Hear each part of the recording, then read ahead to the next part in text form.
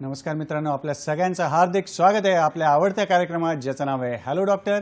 मी doctor Nikhil Harendra शासने आपल्या सगळ्यांचं हार्दिक स्वागत करतो. मित्रांनो, हॅलो डॉक्टर हा एक प्रायोजित कार्यक्रम आहे. कार्यक्रमाचा शुभारंभ करूया एका संस्कृत सुभाषिताने. सुभाषित असं आहे, चिंता चिता समान असती, चिंता चिता समान असती, बिंदु मात्र विशेषतः, बिंदु मात्र विशेषतः, सजीवम दहते चिंता, सजीवम दहते चिंता, निर्जीवम दहते चिता, निर्जीवम दहते चिता. बरोबर मित्रांनो, चिंता आणि चिता एक सारख्याच आहे, फक्त अनुस्वाराचा एका टिंबाचा फरक असतं. आणि जी चिता असते ती निर्जीव किंवा मृत व्यक्तीला जाळते आणि चिंता जी आहे ती सजीव व्यक्तीला जाळते किंवा त्याचा दाह करते. तर जेव्हा कधी आपण ऑपरेशन करायला लागेल असा शब्द ऐकतो डॉक्टरांच्या तोंडून, तेव्हा प्रत्येक व्यक्तीला थोडीशी चिंता वाटते, मन सुन्न होऊन जातं, बेचैन होतं, काय करावं कळत नाही. डॉक्टर सांगतात सुद्धा किंवा वाटलं तर तुम्ही सेकंड ओपिनियन घ्या, 2 नाही 4 डॉक्टरांना दाखवा. तर अशा वेळेला मित्रांनो, अनुभवी व्यक्तीचा, अनुभवी डॉक्टरांचा योग्य असा सल्ला फार मोलाचा ठरतो. तर आज आपण ऑपरेशनसाठी जो वेगवेगळे पर्याय उपलब्ध आहेत, जसे आयुर्वेदिक पर्याय उपचार, याविषयी माहिती घेणार आहोत. तर आपला विषय पाहूया. आजचा आपला विषय आहे ऑपरेशन टाळण्यासाठी आयुर्वेद मुतखडा. ऑपरेशन टाळण्यासाठी आयुर्वेद मुतखडा हा आज आपला विषय आहे. आणि या विषयावर मार्गदर्शन करायला ज्येष्ठ आणि श्रेष्ठ असे आयुर्वेदाचार्य, आयुर्विद्येत पारंगत असे वैद्य समीर गोविंद जमदग्नी सर आपल्यासोबत आहेत. नमस्कार सर, आपलं स्वागत आहे कार्यक्रमात. नमस्कार मित्रांनो, सरांचा परिचय तुमच्याशी करून देतो.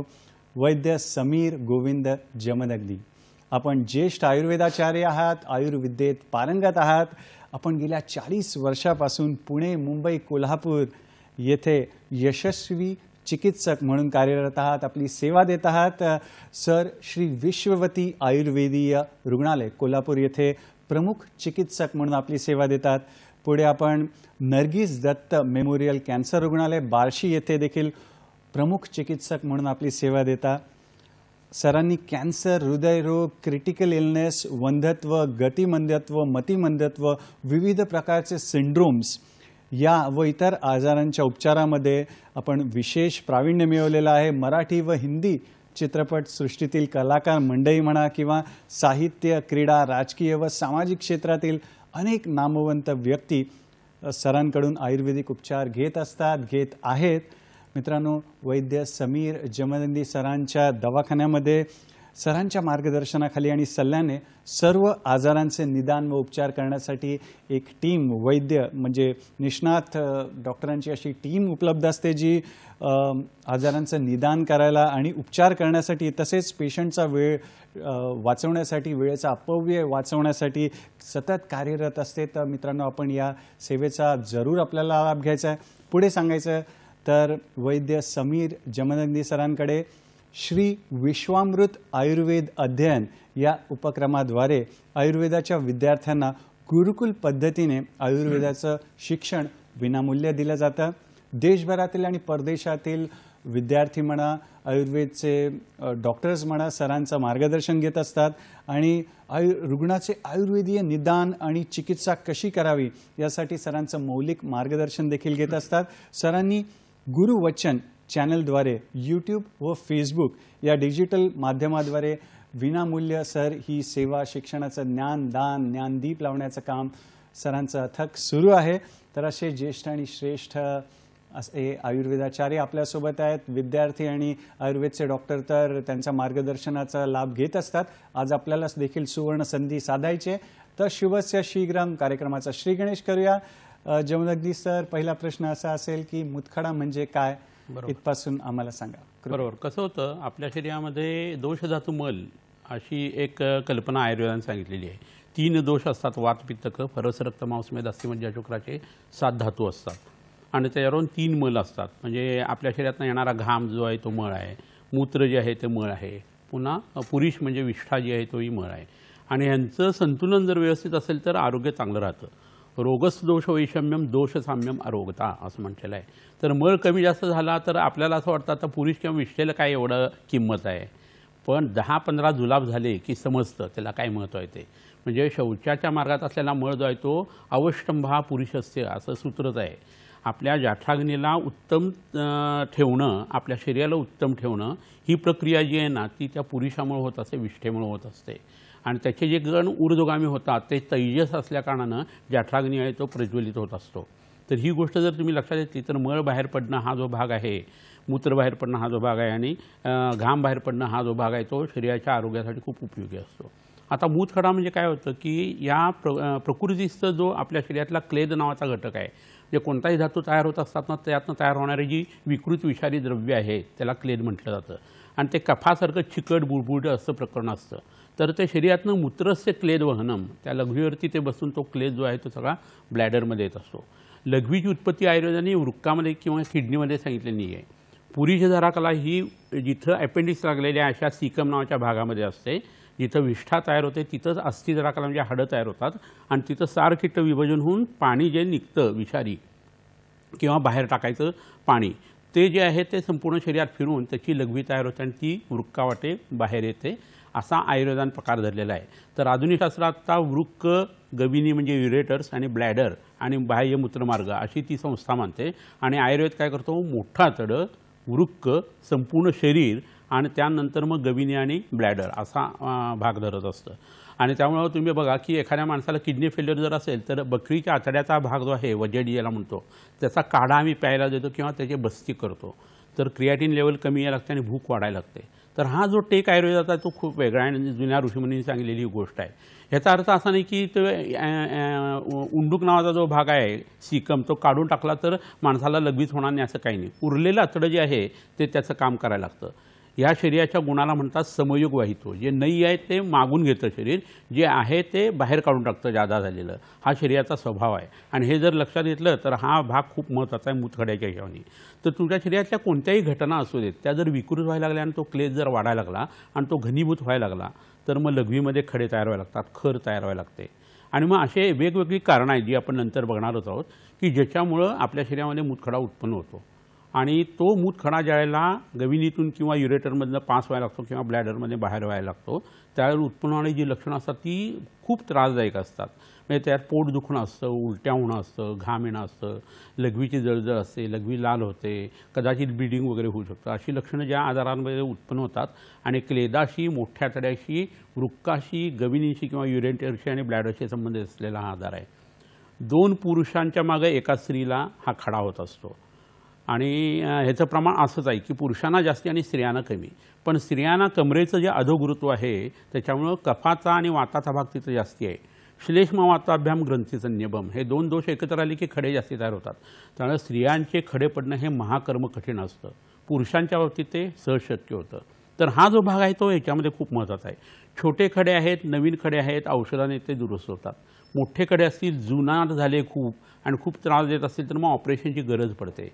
परंतु आता कसं झालं आहे, टेक्निक्स चांगली आलेली आहेत.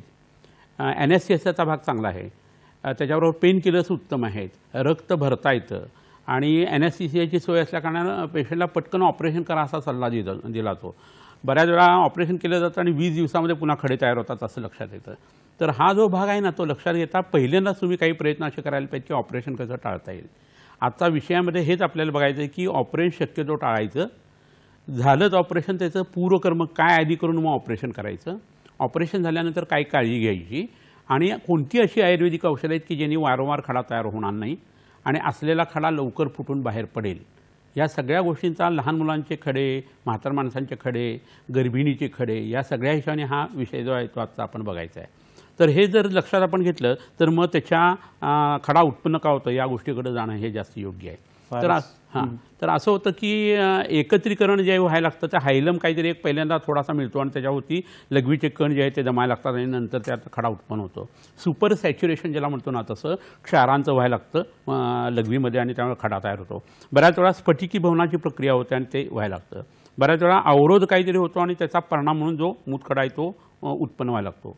मूत्राची pH जी आहे ती खूप वाढायला लागली किंवा कमी व्हायला लागली तरी त्यातून उत्पन्न होणारं जे प्रकरण आहे ते म्हणजे मूतखडा हे असतं. आणि बऱ्याच वेळा असं होतं की लघवीचं प्रमाणच कमी व्हायला लागलं तर ती संपृक्त किंवा सॅच्युरेटेड व्हायला लागते आणि त्याचा परिणामसुद्धा मूतखडे होत असतात. आयुर्वेदानुसार जर बघितलं तर हा कफातून उत्पन्न होणारा आजार आहे. कफ जो असतो तो काय करतो, दोन गोष्टींना एकत्र जोडून ठेवण्याचं काम करतो आणि खडा तयार होताना दोन गोष्टी एकत्र येणे गरजेचं असतं. तर ऑक्झॅलिक क्रिस्टल्स असतील किंवा युरिक ॲसिडचे असतील हे तयार होत असताना ही प्रक्रिया ही आयुर्वेदाने स्थायी भाव म्हणून धरलेली आहे आणि त्या पद्धतीने ह्या खड्यांची उत्पत्ती शरीरात होत असते. आयुर्वेदानुसार जर बघितलं तर वाताचा, पित्ताचा, कफाचा असे वेगवेगळे प्रकार सांगितलेले आहेत मूतखड्याचे. त्याच्या आकारानुसार त्यावेळेला असलेली इतर शारीरिक सार्वैदिक लक्षणं काय आहेत. आता कफाचा खडा असेल तर शरीरामध्ये जी वेदना असते मूतखड्याची ती मंद वेदना असते. पोटात जडपणा जास्ती असतो, शरीराला जडपणा असतो. गौरव आणि आलस्य म्हणजे आळस आणि जडपणा हे प्रकरण त्यामध्ये जास्ती असतं.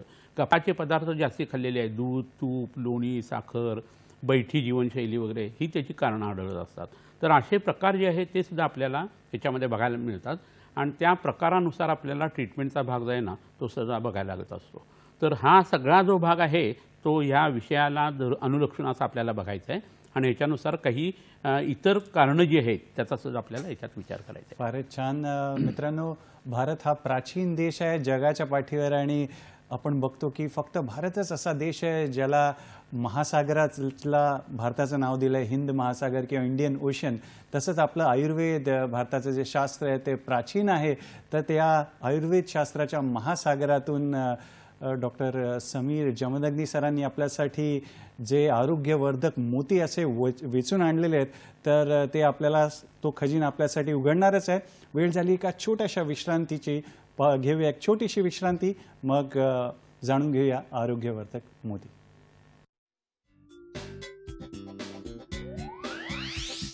श्री विश्वामृत आयुर्वेदीय चिकित्सालय, पत्ता Siddhi platinum 1369 Sadashiv Peth off Bajirao road, Natubag Ganpati जवळ, पुणे 411030. शाखा पुणे, मुंबई, कोल्हापूर.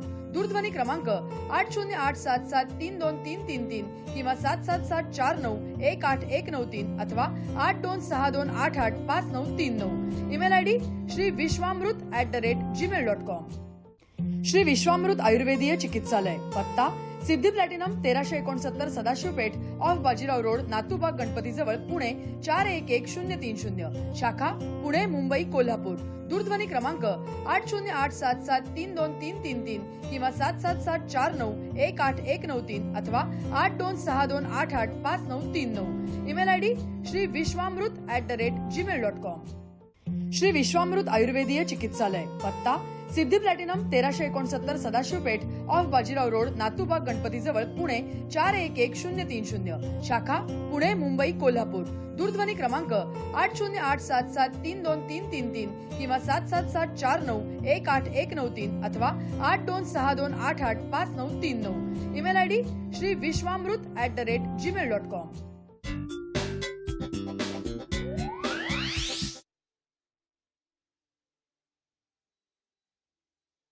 त्या कार्यक्रमात ज्याचं नाव आहे हॅलो डॉक्टर आणि आज चर्चा सुरू आहे ऑपरेशन टाळण्यासाठी आयुर्वेद आणि विषय आहे मूतखडा या विषयावर.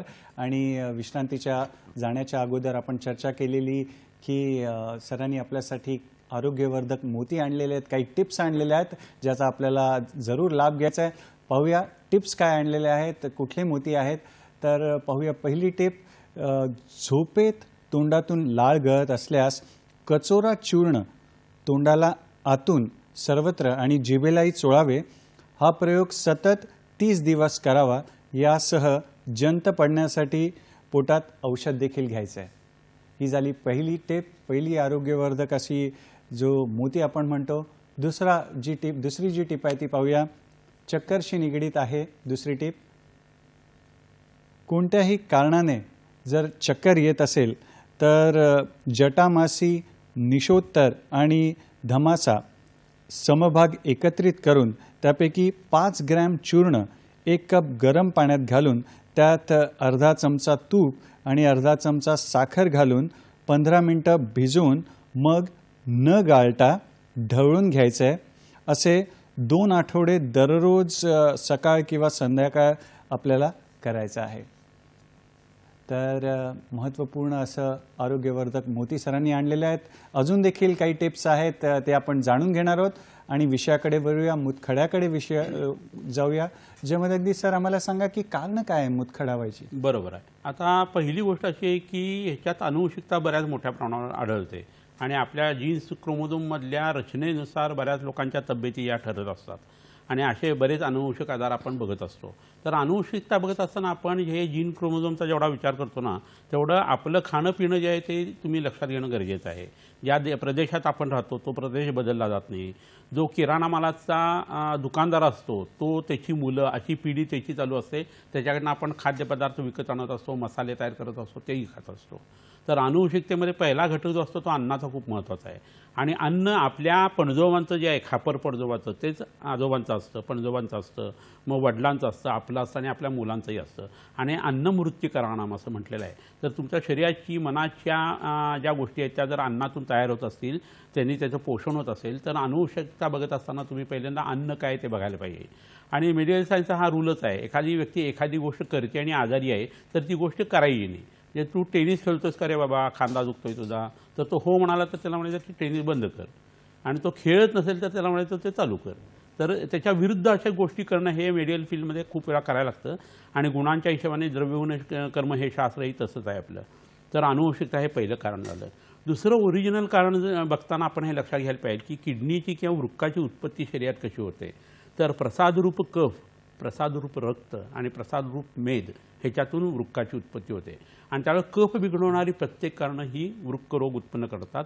कफ वाढवणारी जी आहे ते म्हणजे गोड पदार्थ खूप आहेत, मांसाहार खूप आहे, साखर खूप खाल्ली जाते, सोडियम किंवा ऑक्झॅलिक क्रिस्टलचे पदार्थ जास्ती खाल्ले जातात किंवा ते अन्न जास्ती खाल्लं जातं. बैठा व्यवसाय आहे, चरबीयुक्त अन्न जादा खाल्लं जातं, मासे वगैरे ज्याचं पाण्यातल्या प्राण्यांचं मांस जास्ती खाल्लं जातं, ज्याला आम्ही अनुप आणि जलचर प्राण्यांचं मांस म्हणतो, तर ते जास्ती खाल्लं जात असतं. रक्त खराब करणाऱ्या ज्या ज्या गोष्टी आहेत त्याच्यामध्ये रक्तातली द्रवता जी आहे ती वाढवणारी आणि त्याच्याबरोबर जर रक्तातली स्निग्धता वाढली तर त्याचा परिणाम म्हणून सुद्धा तुम्हाला खडे उत्पन्न होतात. जसे गॉल ब्लॅडर स्टोन कोलेस्ट्रॉलमधनं उत्पन्न होतात, तसं पित्ताचा मूत्राशमिली जो आहे ना तो सुद्धा गॉल ब्लॅडर स्टोनच्या बरोबरीनं बऱ्याच वेळेला आहे असं आपल्या लक्षात येत असतं. तर त्यामुळे लिपिड प्रोफाईल हाय करणारं सगळं अन्न जे आहे ना तेही त्याच्यामध्ये येतं. आणि त्याच्याबरोबर मेदस्वी पदार्थ आत्ता मी सांगितले ते आणि रक्त बिघडवणारे अशा गोष्टी जर असतील ना तर त्यातनं मूतखडा उत्पन्न होत असतो. महत्त्वाचा भाग असा आहे की डिहायड्रेशन व्हायला लागलं, रसक्षय व्हायला शरीरातला, तरीसुद्धा बऱ्याच लोकांना मूतखडा होत असतो. त्यामुळे आपल्याला लगेच तहान लागली की आपण पाणी प्यायला पाहिजे. विनाकारण पाणी पिणं हे आयुर्वेदाने वर्ज्य धरलेलं आहे. पाणीसुद्धा पचवावं लागत असतं लोक, ते अन्नासारखं पचलं नाही तर तुम्हाला त्रास देऊ शकतं. तर बाहेरचं पाणी हे शरीरातल्या पाण्यासारखं करण्यासाठी शरीराला अग्नी खर्च करायला लागतो, एनर्जी खर्च करायला लागत असते. तहान लागली तर पाणी प्यायचं, भूक लागली तर जेवायचं. हा प्रकार जो आहे तो खूप महत्त्वाचा आहे. त्यामुळे डिहायड्रेशनचं रिहायड्रेशन करताना विनाकारण खूप पाणी लोक पित असतात. तर आपला शरीरात जाठराग्नी आहे तो पाण्याने विजतो आणि एकदा अग्नी विजला तर तुम्हाला मूतखडा कदाचित होणार नाही, होणारच आहे तोही नंतर, कारण आम शरीरातला उत्पन्न झाला आणि त्याच्यावरती पाणी आलं तर मूतखडे उत्पन्न होऊ शकतात. परंतु इतर सगळे आजार जे आहेत ते तुमच्या जाठराग्नीमध्ये झाल्या कारणानं होणार आहे. तर तुम्ही पाणी प्या, माफक पाणी प्या आणि डिहायड्रेशन होणार नाही एवढा त्याचा जो आहे तो विचार आपण करायला पाहिजे.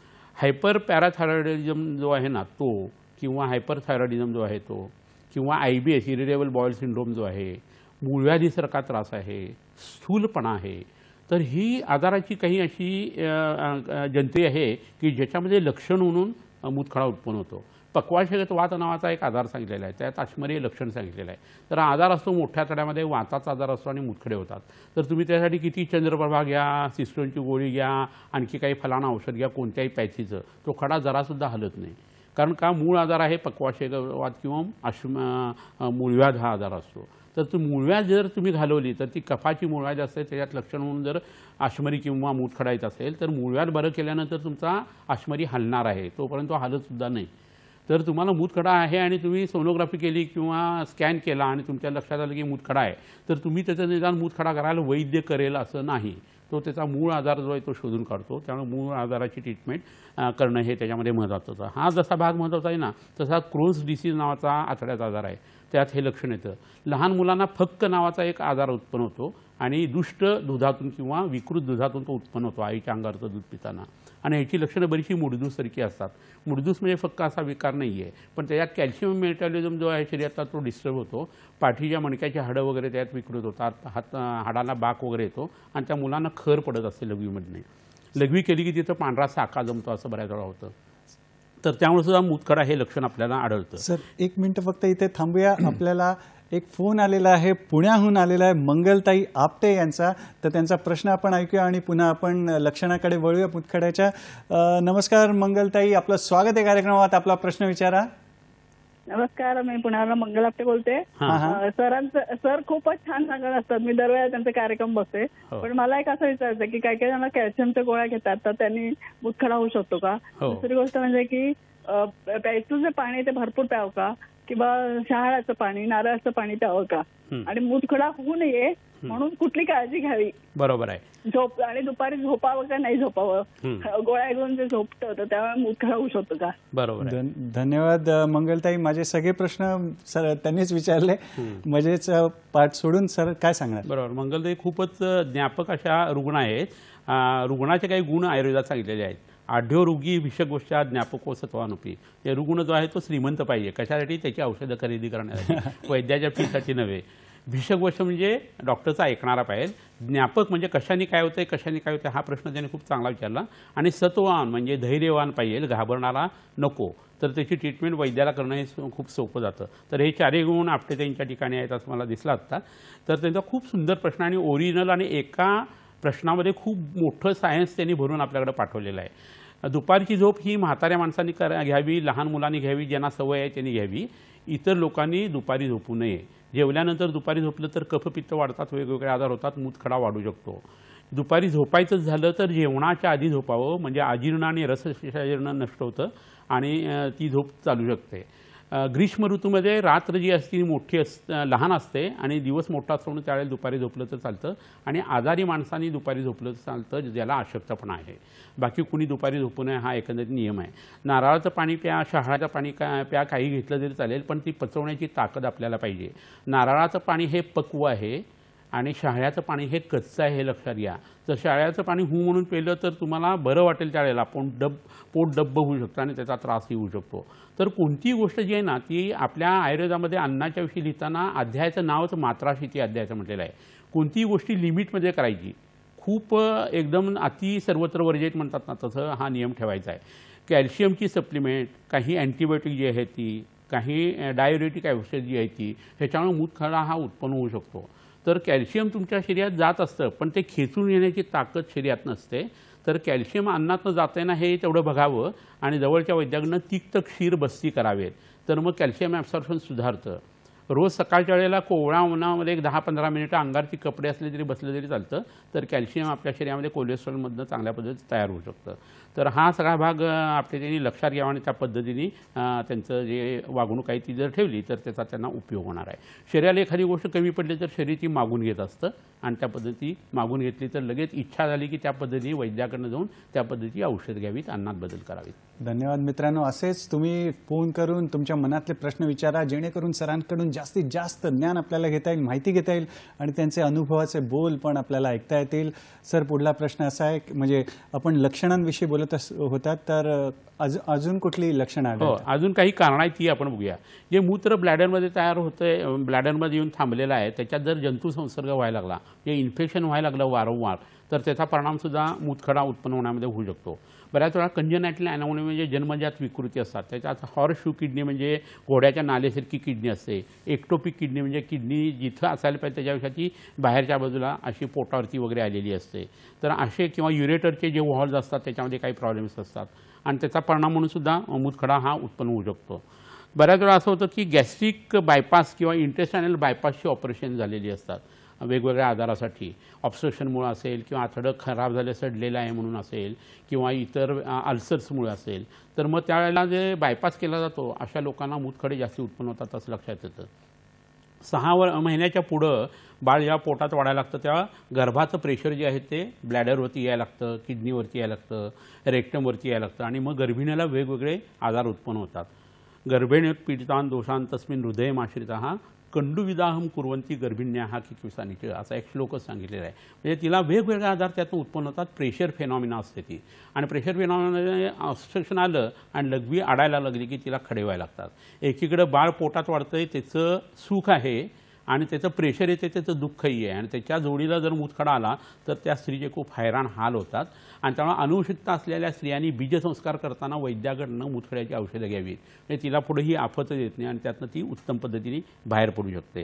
ह्याच्यापूर्वी असं होतं की आपण उष्ण आणि वृक्ष असे पदार्थ खूप खात असू किंवा तशा वातावरणात राहत असू म्हणजे ह्या पायलट्स वगैरे जे लोक असतात किंवा त्या ज्या हवाई सुंदरी असतात ना त्यांना हे नेहमी प्रकरण असतं की वृक्षताही असते आणि उष्णताही असते आणि अन्नाचे अभाव होते.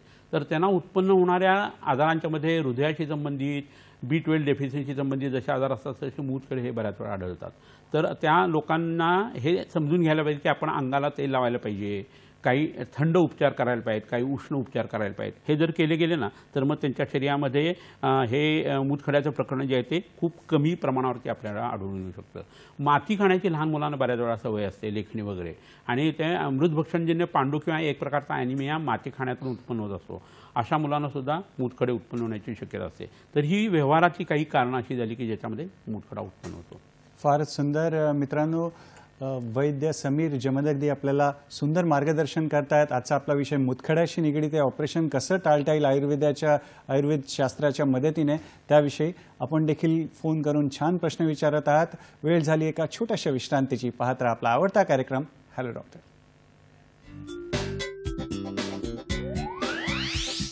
श्री विश्वामृत आयुर्वेदीय चिकित्सालय, पत्ता Siddhi platinum 1369 Sadashiv Peth off Bajirao road, Natubag Ganpati जवळ, पुणे 411030. शाखा पुणे, मुंबई, कोल्हापूर. दूरध्वनी क्रमांक 8087732333 किंवा 7774918193 अथवा 8262885939. Email ID shriviswamrut@gmail.com. Shri Vishwamrut आयुर्वेदीय चिकित्सालय, पत्ता Siddhi platinum 1369 Sadashiv Peth off Bajirao road, Natubag Ganpati जवळ, पुणे 411030. शाखा पुणे, मुंबई, कोल्हापूर. दूरध्वनी क्रमांक 8087732333 किंवा 7774918193 अथवा 8262885939. Email ID shriviswamrut@gmail.com.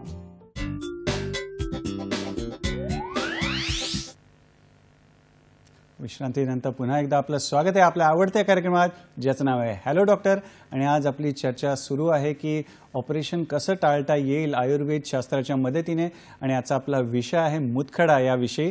त्याआधी आपण पाहून घेऊया वैद्य समीर जमदग्नी सरांनी आपल्यासाठी काही आरोग्यवर्धक अशा टिप्स आणलेल्या आहेत, त्या जाणून घेऊया. तर पुढली जी टिप आहे ती आहे दात दुखीसाठी आणि दाढदुखीवर. तर मोबाईलमध्ये फोटो पण तुम्ही घेऊ शकता, तुमच्यासाठी मी वाचून दाखवतो. तर पुढली जी तिसरी टिप आहे ती चंद्रप्रभा वटी 250 मिलीग्रॅमच्या 3 गोळ्या चघळून खाल्ल्यास दात किंवा दाढ दुखत असेल तर ती थांबते. आणि हा प्रयोग जो आहे ते दुखणं थांबेस्तोवर रोज 3 वेळा देखील आपल्याला करता येईल. तर महत्त्वाची टिप आहे. पुढली जी टिप आपण बघणार आहोत चौथी, ती संसर्गाशी निगडीत आहे, इन्फेक्शनशी निगडीत आहे, संसर्गाशी निगडीत आहे. तर कोणतंही आजारपण आलं तर औषधासहित एका बाजूला फोडणी, मीठ न घातलेले मुगाचे कढण सकाळ संध्याकाळ 150-150 मिलीलिटर घेऊन 3 दिवस लंघन करून विश्रांती घेतल्यास जीवाणू, विषाणू, फंगस यासारखे संसर्गाची तीव्रता कमी होताना आपल्याला दिसून येते. तर या टिप्सचा आपल्याला फायदा घ्यायचा आहे.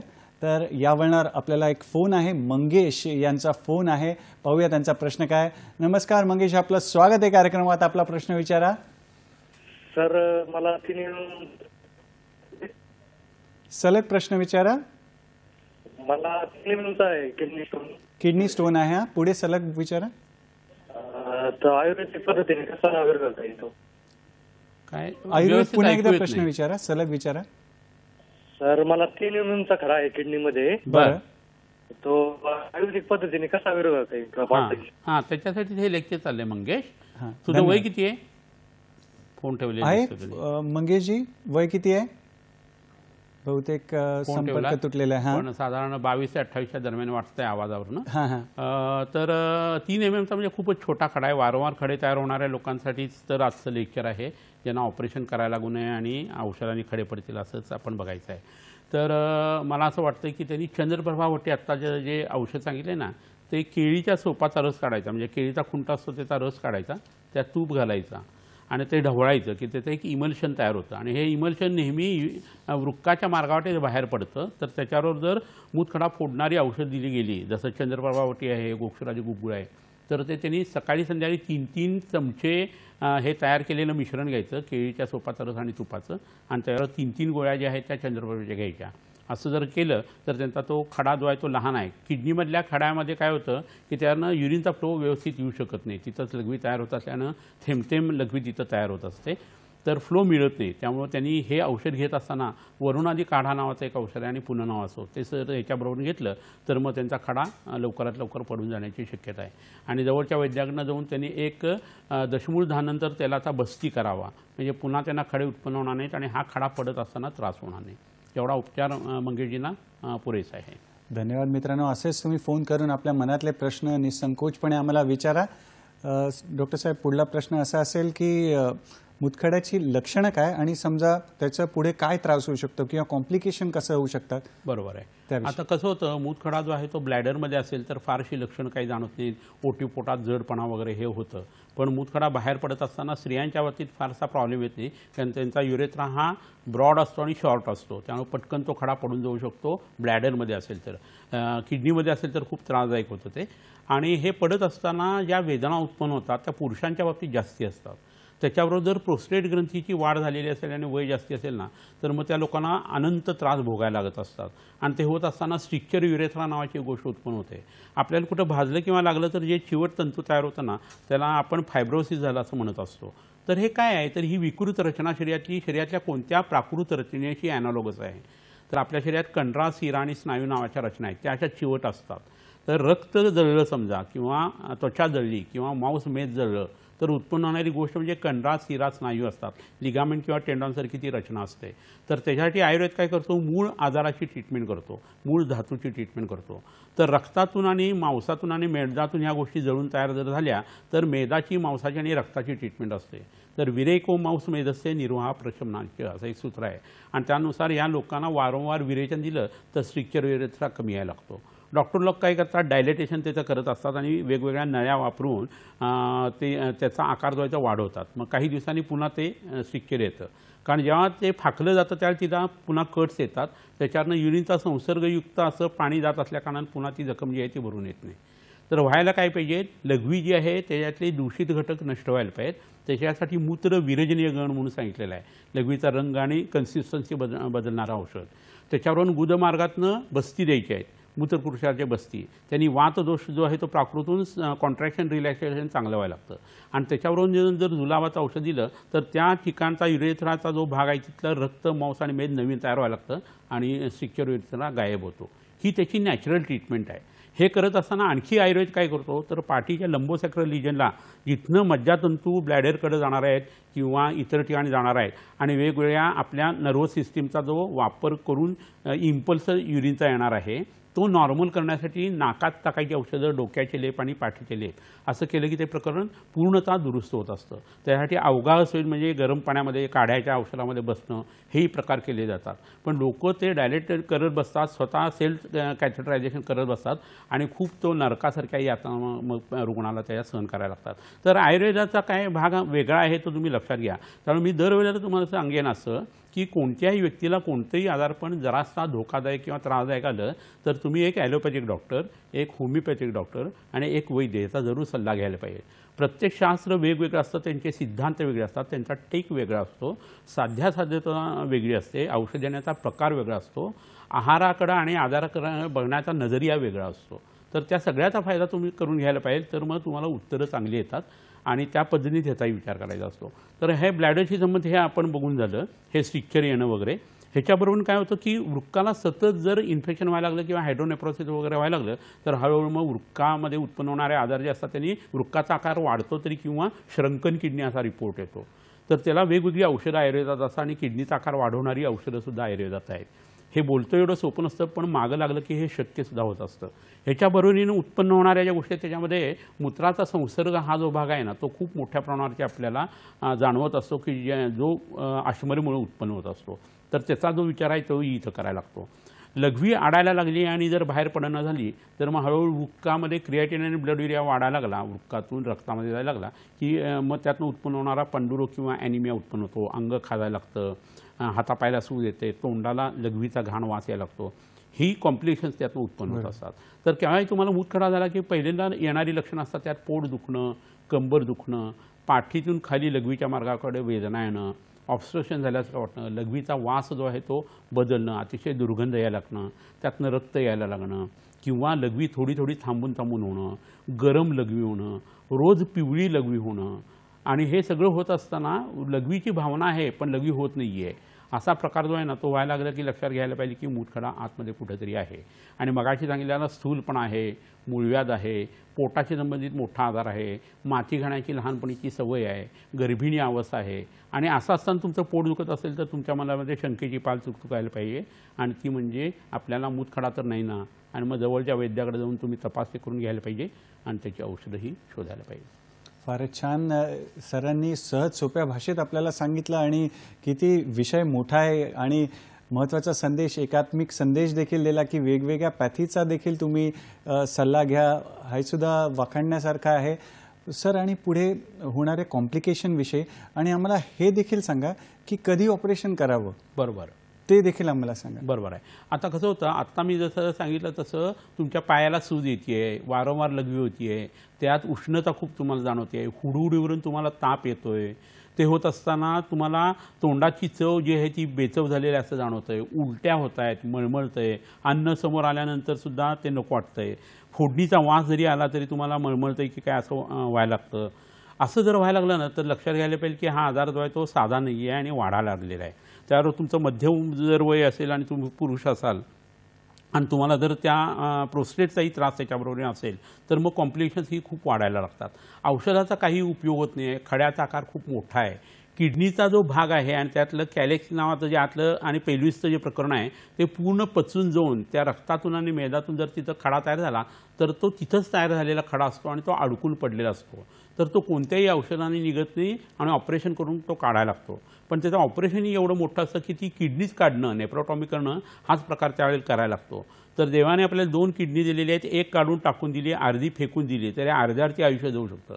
पण आपण वागतो तितकं घाणेरडं आणि चुकीचं की आपल्याला ते 80% नेफ्रॉन्स गेल्याशिवाय आपल्याला कळतच नाही की आपली किडनी फेल होती आहे म्हणून. तर ज्यांना किडनीशी संबंधित आजार आहे आणि ज्यांना मूतखडे आहेत ना त्यांनी काळा मसाला, पाणीपुरी मसाला, पावभाजी मसाला हे मसाले कमी करायला पाहिजेत. रोज सर्वांगासन करायला पाहिजे, ते नॅचरल डायलिसिससारखा परिणाम देतं. शंखमुद्रा करायला पाहिजे, महाबंध बांधायला पाहिजे, रोज अंगाला तेल लावायला पाहिजे, आठवड्यातून 2 वेळा तरी अंग छानपैकी शेकून घेऊन घाम काढायला पाहिजे. शक्य तितकं ब्रह्मचर्याचं पालन करायला पाहिजे, रात्री जागरण करायला नाही हवं, दुपारी जेवून झोपायला नाही पाहिजे.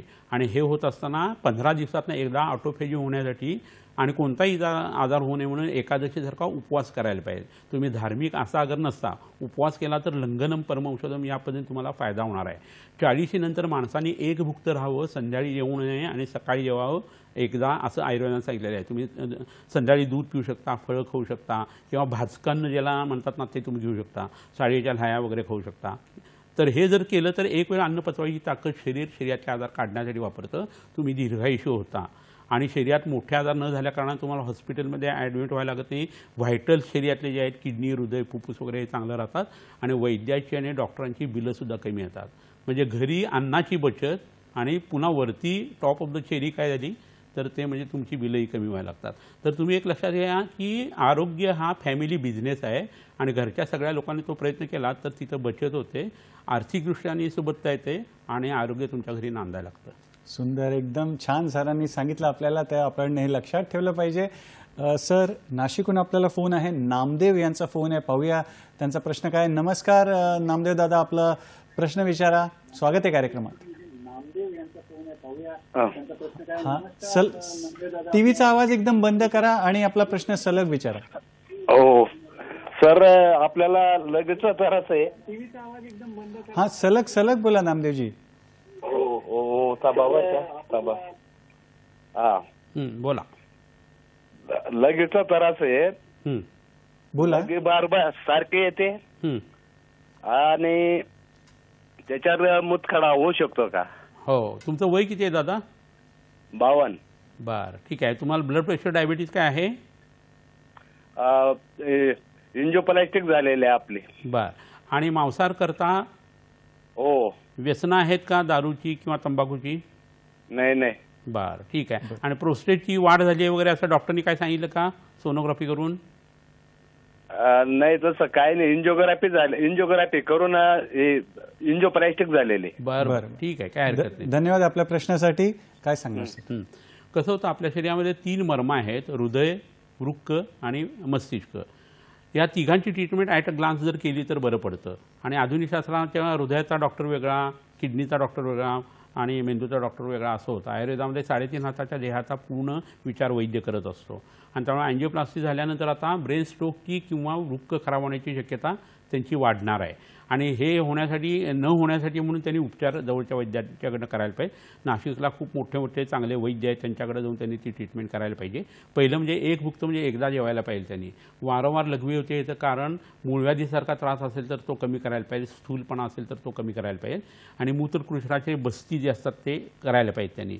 डोक्याचे काही लेप करायचे म्हणजे ब्रेनला प्रोटेक्शन मिळेल. आणि रक्त पातळ होणारे आयुर्वेदिक औषधं जर त्यांनी घेतली तर हृदयाशी संबंधित त्रासही कमी होईल त्यांचा. मूतखडा उत्पन्न होण्याची शक्यता असते, पण वारंवार मूतखडा आत्ता जी लघवीला जायला लागते त्याचं कारण जे आहे तर ब्लॅडरचा टोन कमी असेल किंवा स्फिंक्टरचा काही प्रॉब्लेम असेल किंवा स्थूलपणा आणि मूळव्याधीमुळे हे उत्पन्न होऊ शकतं किंवा पक्वाशय वातामुळे हे होऊ शकतं. तर तसं जवळच्या वैद्याकडनं त्यांनी निदान करून त्याचा उपचार करायला पाहिजे. पण मूत्रकृष्णाचा बस्ती त्यांनी जर केला तर फ्रिक्वेन्सी ऑफ युरिन जी आहे ती कमी होईल, क्वांटिटी जी आहे तीही आपोआप कंट्रोलमध्ये यायला लागेल आणि त्यांचे सगळे त्रास कमी होतील. फारच छान. धन्यवाद आपल्या प्रश्नासाठी. मित्रांनो, वेळ झाली एका छोट्याशा विश्रांतीची. पाहत राहा आपला आवडता कार्यक्रम हॅलो डॉक्टर.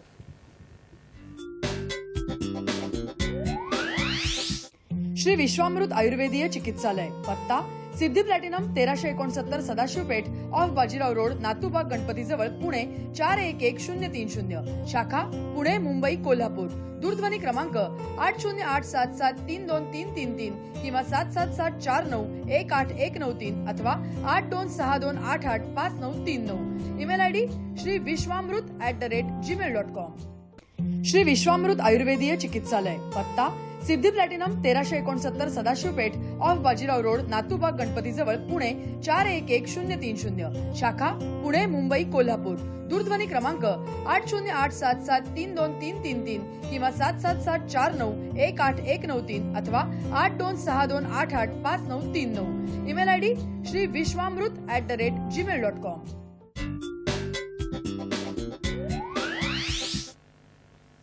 विश्रांतीनंतर पुन्हा एकदा स्वागत आहे आपल्या आवडत्या कार्यक्रमात ज्याचं नाव आहे हॅलो डॉक्टर. आणि आज चर्चा सुरू आहे की विना ऑपरेशन आयुर्वेदिक उपचार आणि मुतखडा हा आज आपण विषय घेतला आहे. ज्येष्ठ आणि श्रेष्ठ आयुर्वेदाचार्य वैद्य समीर गोविंद जमदग्नी सर आपल्यासोबत आहेत. तर सर, ऑपरेशन कधी करावं याविषयी तुम्ही सांगत होतात की आपण सगळी आयुर्वेदिक ट्रीटमेंट देऊन सुद्धा फायदा होत नाही आहे, इतर ट्रीटमेंट देऊन सुद्धा फायदा होत नाही, अशा कंडिशन ज्या असतात ना त्या आपण बघू की ज्या वेळेला ऑपरेशनची गरज पडते. पण ती कंडिशन आल्यानंतर सुद्धा आयुर्वेदिक औषध घेतली नसेल तर जवळच्या वैद्याकडे जावं आणि त्यांनी औषधं ही घ्यायलाच पाहिजे. पहिली गोष्ट म्हणजे खड्याचा आकार खूप मोठा असेल तर बऱ्याच वेळा ऑपरेशनची गरज पडते. रक्तस्राव खूप मोठ्या प्रमाणावरती होत असेल तरीसुद्धा ऑपरेशनची गरज जी आहे ती पडू शकते. किडनीचे, ब्लॅडरचे किंवा गविनी किंवा युरेटरचे जन्मजात काही आजार असतील, त्याचे वॉल्सशी संबंधित प्रॉब्लेम आहेत आणि जर खडा असेल तर मग तुम्हाला त्याचं ऑपरेशन करण्याची बऱ्याच वेळा गरज पडते. बऱ्याच वेळा वारंवार खडे तयार होतात आणि मोठे मोठे तयार होतात तरीसुद्धा ही ऑपरेशनची गरज पडू शकते. गर्भिणी अवस्था मगाशी जसं सांगितलं तशी आहे आणि जर तो मुतखडा जास्ती त्रास देत असेल तर त्यावेळेला ऑपरेशन, लिथोट्रिप्सी वगैरे वेगवेगळ्या पद्धतीच्या शस्त्रकर्म किंवा कर्म न करता इतर ज्या बेसिक ट्रीटमेंट असतात ऑपरेशनसारख्या त्यावेळेला करणं हे खूप गरजेचं असतं. प्रोस्टेट ग्लँडची वाढ झालेली आहे आणि त्याच्याबरोबर मुतखडा आहे मगाशी जसं म्हटलं तर त्यावेळेसुद्धा हा प्रकार घडू शकतो. शरीरात 2-4 पद्धतीचे वेगळे वेगळे असे आजार आहेत आणि ते जास्ती त्रास देत आहेत आणि त्याचा जीवावरती परिणाम रुग्णाच्या यायला लागलेला आहे. तर तुम्हाला हे करायला लागतं. हायड्रोनेफ्रोसिस खूप दिवसाचं टिकून आहे, 2-2 वर्षाचं, आणि किडनीवरती त्याचा परिणाम व्हायला लागला आहे, तरी हे करायला लागतं. एक किडनी आहे ती हळूहळू श्रिंक व्हायला लागली आहे, दुसरी आहे तशी आहे, तर तिला दुसरीला वाचवण्यासाठी सुद्धा किडनी काढून टाकणं किंवा तो खडा काढणं असं ऑपरेशन जे आहे ते करायला लागतं. तर या कंडिशनमध्ये तुम्ही पहिल्यांदा आयुर्वेदिक औषध देऊन बघा. पूर्वकर्म काही करा तुम्ही, म्हणजे तुम्ही पोटामध्ये पू उत्पन्न करणारा आहार खाऊ नका, भात घेऊ नका, दूध घेऊ नका, पाणी कमी प्या, दुपारी झोपू नका, विश्रांती घेत असताना त्याच्यामध्ये डाराडूर झोपल्या असं फारसं करू नका. आणि ते करत असताना पंचकर्म काही करून नंतर तुम्ही ऑपरेशनला सामोरं जा. नंतर जखमा भरवून आणण्यासाठी व्रणितोपासने अध्याय म्हणून सुश्रुत संहितेत सांगितलं आहे, त्यातलं धूपन तुम्ही करा. बेड वगैरे कसे असायला पाहिजेत, आजूबाजूच्या व्यक्ती कशा असायला पाहिजेत, धूपन कसं करायचं आहे, ब्रह्मचर्याचं पालन कशा पद्धतीने का करायचं आहे, कोणता आहार घ्यायचा आहे, त्रिफळा गुगुळ, अमृता गुगुळ, कैशर गुगुळ, ओलं खोबरं खाणं यांनी तुमच्या शरीरातलं रक्त वाढायला लागतं, इन्फेक्शन्स कमी व्हायला लागतात. सिद्ध जल जी आहे ती तुम्ही प्यायला जर सुरुवात केली तर तुमच्या जखमा भरून येतात आणि ऑपरेशनमधनं तुमची चांगल्या पद्धतीने प्रगती होते आणि पुन्हा तुम्हाला मुतखडा होत नाही. तर ह्या काही गोष्टी आपण बघितल्या, अशा काही आता हिरव्या ओल्या वनस्पती आपण इथं आणलेल्या आहेत, तर त्या आपण माझ्या मते बघूया आणि त्याचा थोडक्यात उपयोग जो आहे तोही आपण करून घेऊया.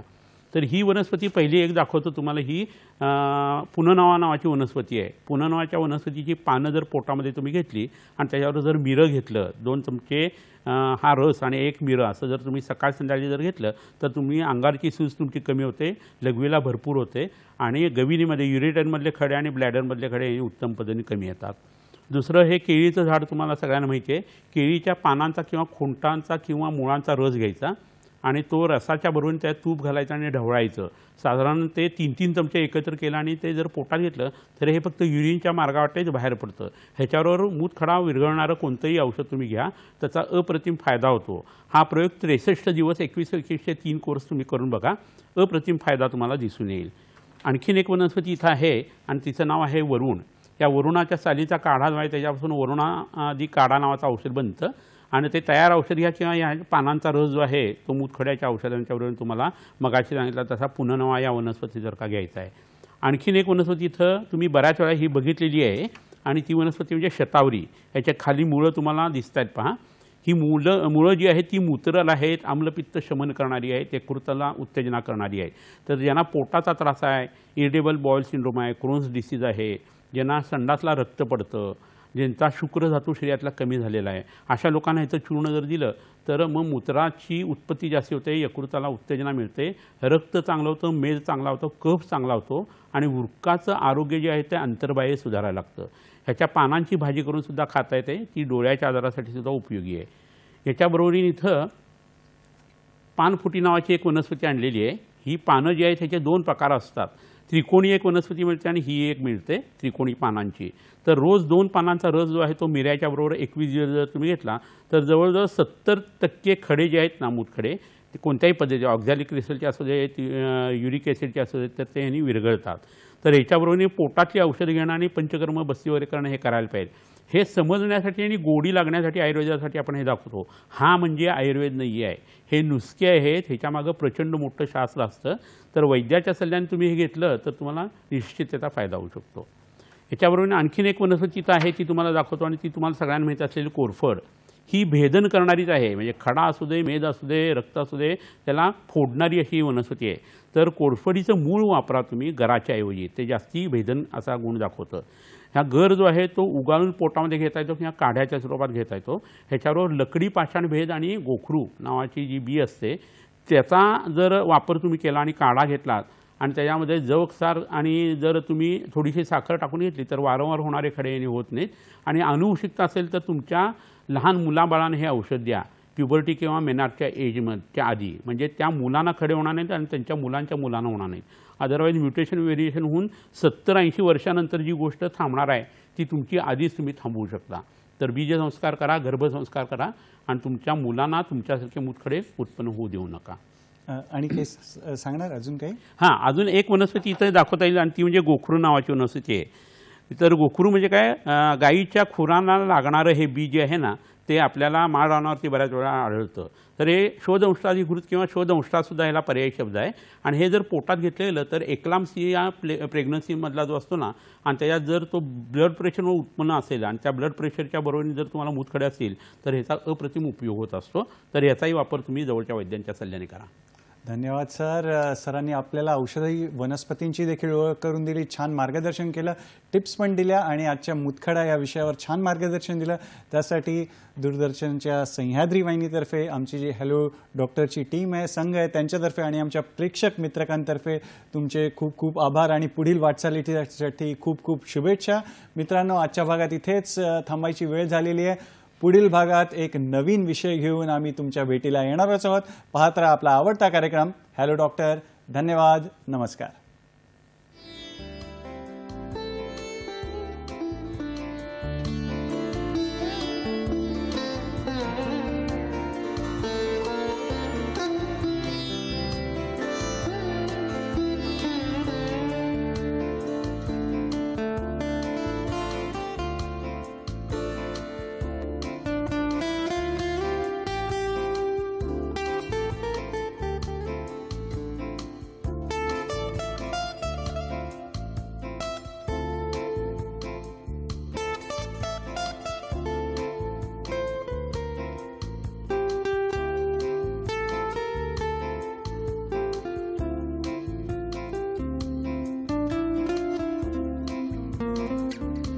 पत्ता Siddhi platinum 1369 Sadashiv Peth off Bajirao road, Natubag गणपतीजवळ, पुणे 411030. शाखा पुणे, मुंबई, कोल्हापूर.